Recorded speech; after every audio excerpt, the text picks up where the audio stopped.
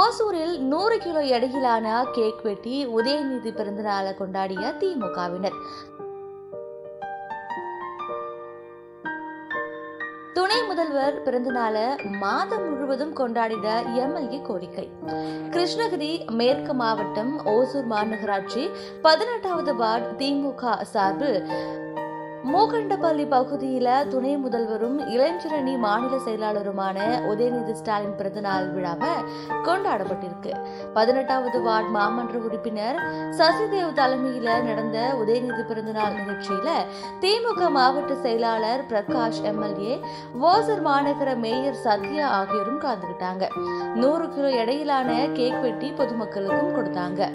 அப்பொழுது பேசிய எம்எல்ஏ பிரகாஷ், தமிழக மக்களின் ஆதரவு பெற்ற துணை முதல்வர் உதயநிதி ஸ்டாலின் அவர்களுடைய பிறந்தநாளை மாதம் முழுவதும் பொதுமக்கள் ஏழை எளியோருக்கு நலத்திட்ட உதவிகளை வழங்கி கொண்டாட வேண்டும் அப்படின்னு கேட்டிருக்காரு. இந்த நிகழ்வுல மேயர் எஸ்.ஏ. சத்யா, திமுக மாமன்ற உறுப்பினர்கள், கட்சி நிர்வாகிகள், தொண்டர்கள்னு ஏராளமானோர் பங்கேற்றிருந்தாங்க.